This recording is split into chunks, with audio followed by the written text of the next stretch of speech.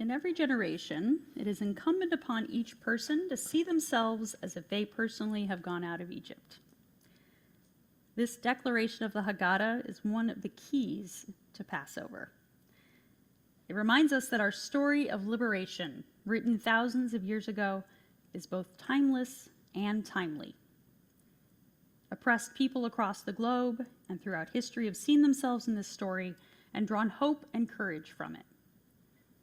And Jews have fulfilled this obligation to personalize the Exodus in a variety of ways, including writing new Haggadahs every year that speak to a particular community or a particular issue.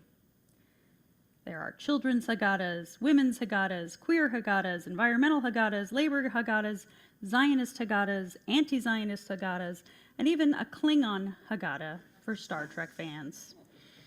It's wonderful to see how our ancient story continues to be retold so creatively. One retelling that I found inspiring this year wasn't a whole new Haggadah, but a supplement to it put together by Ben the Ark, a progressive Jewish advocacy organization. It's called Who Will You Be? And it describes the main characters of the Passover story as representing different kinds of resistance to Pharaoh's tyranny. As the authors explain, resistance required many people, each playing their role, all working together toward liberation. They go on to ask us to consider which characters reflect our own responses to the injustices we see today. I'll share just a few of them with you tonight, along with my own commentary, of course. The first characters we meet are two midwives named Shifra and Puah. After Pharaoh decrees that all Israelite baby boys shall be killed at birth, we read in the Torah, the midwives, fearing God, did not do as the king of Egypt had told them. They let the boys live. Ben the Ark notes, their courage to reject the order, to not obey in advance, saved many lives. Shifra and Puah represent the power of civil disobedience and call on us to consider if we are in a position to block or forestall unjust or cruel policies. It's also worth noting that the Torah tells us the reason that Shifra and Puah don't comply with Pharaoh's order is because they fear God, a phrase that is probably best translated from the Hebrew as they're religious. Shifra and Puah feel called by their faith to resist Pharaoh's cruel decree. Like them, we might ask what our own Jewish identities and commitments call us to do today. The next characters are Tzipporah and Yitro, Moses' wife and father-in-law. In the book of Exodus, when Moses runs away from Egypt after killing the taskmaster, he goes to the neighboring land of Midian, where he meets the Midianite priest Yitro and his daughters. Moses marries Tzipporah and settles with her family until God calls him to go back to Egypt. Ben the Ark suggests that Yitro and Tzipporah represent those who offer support and care to people who are being targeted or persecuted. We notice that Yitro and Tzipporah aren't Israelites, but they're willing to welcome the stranger Moses into their home. We also notice that Yitro is a priest, a leader of his community, suggesting that he has financial and social resources to support Moses and Moses' people. What are the resources we can draw on, like Yitro and Tzipporah, to support those who are in danger today? Aaron represents another kind of resistance. Aaron serves as his younger brother Moses' spokesperson. Moses isn't good with words, as we know, so Aaron accompanies him to Pharaoh and conveys God's message to him. As Ben the Ark puts it, movements need orators, storytellers, writers, poets, and more. People like Aaron who can find the right words, speak truth to power, and inspire leadership in others. We know that even speaking truth can be an act of resistance. And finally, we have Moses. Moses sees the suffering of his people and cannot stand idly by. He watches a taskmaster beating a slave with impunity and can't abide the cruelty, taking matters into his own hands and killing the taskmaster. I don't recommend that, by the way.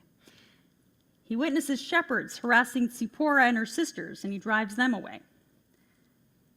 And when God calls Moses to lead the Israelites to freedom, Moses begins as a reluctant leader, shy and uncertain that anyone will listen to him. But he is motivated by a great empathy for his people to go right to the source and demand that Pharaoh let the people go.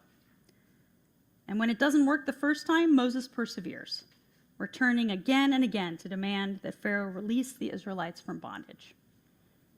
Then the ark urges us, you can channel Moses, who didn't stop until his people were free.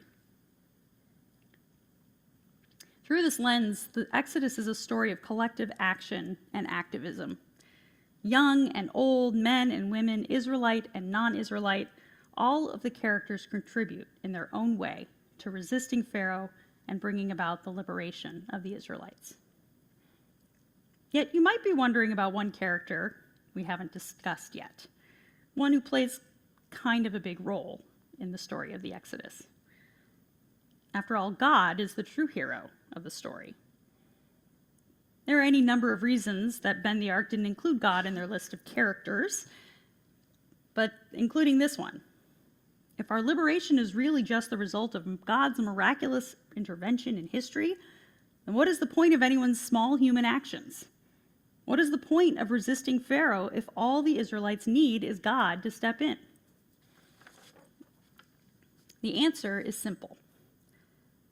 God doesn't begin the process of liberation until the Israelites take the first steps toward freedom. We read in Exodus, the Israelites were groaning under the bondage and cried out, and their cry for help from the bondage rose up to God. As one Hasidic commentator explains, and their groaning rose up to God from their labor. At this moment, the salvation began. Once they started to cry out, then immediately their groaning rose up, meaning that it catalyzed the salvation. For until this moment, they had no awakening to scream and pray. And because the Holy Blessed One desired to redeem them, therefore the scream was awakened within them. God doesn't act until the people are awakened to their need for salvation, until their need is so great that they start to speak up. And not just speak up, but scream out.